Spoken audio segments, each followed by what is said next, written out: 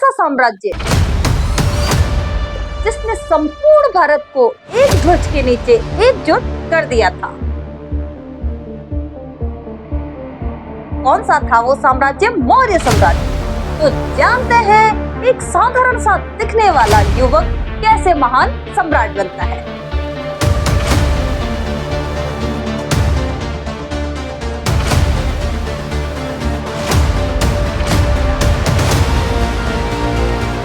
Hello guys, welcome to my class learning legacy. Learning legacy class में आप सभी का स्वागत है। तो आप जानते हैं कि कैसे एक साधारण सा पुरुष दिखने वाला क्या बन जाता है, मौर्य साम्राज्य का संस्थापक बन जाता है, और इसके पीछे की क्या कहानी है। तो जानते हैं कि होता यूं है कि मगध, जो कि वर्तमान में कहाँ स्थित है, वर्तमान में जो बिहार है वो उस समय मगध हुआ करता था। तो मगध में उस समय किसका शासन था? मगध में शासन था घनानंद का। जब घनानंद का शासन था तो घनानंद का शासन अच्छा नहीं था। वो क्या करता था? जनता पर अत्याचार करता था। तो जनता उसके अत्याचारों से बहुत दुखी थी, बहुत त्रस्त थी घनानंद से। तो उस समय तक्षशिला के आचार्य होते हैं चाणक्य, जो कि अर्थशास्त्र के रचयिता है। आप सभी जानते हैं कि अर्थशास्त्र किसने लिखा? चाणक्य ने। तो चाणक्य एक साधारण से एक युवक को तैयार करते हैं। इसे क्या सिखाते हैं? कूटनीति सिखाते हैं, राजनीति सिखाते हैं और अर्थशास्त्र के बारे में समझाते हैं। और उस बालक को ऐसा तैयार करते हैं कि वो क्या बन जाता है? आने वाले समय में क्या बन जाता है? मौर्य साम्राज्य का संस्थापक बन जाता है। चाणक्य उसको क्या करते हैं? कुछ इस प्रकार तैयार करते हैं। चंद्रगुप्त मौर्य मौर्य साम्राज्य के संस्थापक बन जाते हैं। लेकिन इसके पीछे जो संघर्ष होता है किसका होता है? चाणक्य का।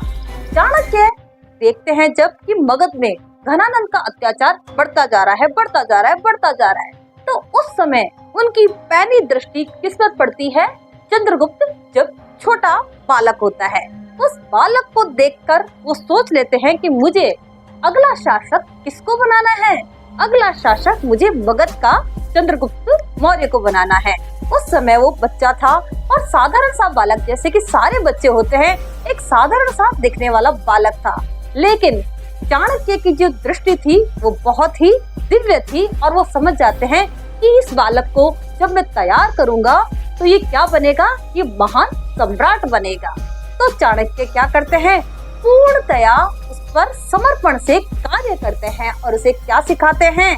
उस बालक को कूटनीति सिखाते हैं, राजनीति सिखाते हैं और अर्थशास्त्र की कुछ नीतियां सिखाते हैं। तो ऐसे सीखते सीखते क्या हो जाता है? एक साधारण सा युवक दिखने वाला एक साधारण सा बालक क्या बन जाता है? मौर्य साम्राज्य का संस्थापक बन जाता है। तो इस प्रकार जब मौर्य साम्राज्य के संस्थापक बन जाते हैं चंद्रगुप्त मौर्य, तो चाणक्य और चंद्रगुप्त मौर्य क्या करते हैं? चाणक्य की राजनीति और प्रशासन की नीति की जो समझ होती है बहुत अच्छी होती है। तो दोनों मिलकर क्या करते हैं?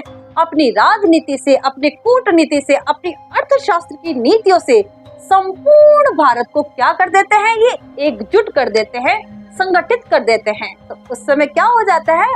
मौर्य साम्राज्य का बहुत विस्तार हो जाता है, बोलबाला हो जाता है और संपूर्ण भारत में क्या हो जाता है?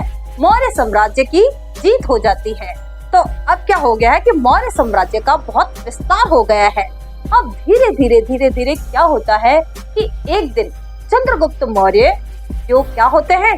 श्रवणबेलगोला स्थान पर जाते हैं और जैन धर्म को ग्रहण कर लेते हैं। जैन धर्म को ग्रहण करके वो क्या कर लेते हैं? संन्यास ग्रहण कर लेते हैं। अब चंद्रगुप्त मौर्य ने श्रवणबेलगोला स्थान पर क्या कर लिया? संन्यास ग्रहण कर लिया है और जैन धर्म को स्वीकार कर लिया है। लेकिन आज भी हम चंद्रगुप्त मौर्य को क्यों याद करते हैं? उनकी शासन की नीतियों के लिए, उनकी एकता के लिए हम क्या करते हैं? उनकी शक्ति के लिए आज भी हम चंद्रगुप्त मौर्य को याद करते हैं, क्योंकि उन्होंने मौर्य साम्राज्य को क्या किया था? बहुत ही ऊंचाइयों पर, बहुत ही शिखर तक लेके गए थे। तो कैसे लगी आपको चंद्रगुप्त मौर्य की स्टोरी, कहानी? आशा करती हूँ आपको ये कहानी पसंद आई होगी। यदि आपको कहानी अच्छी लगे तो आप क्या करोगे? लाइक, शेयर और सब्सक्राइब जरूर करें।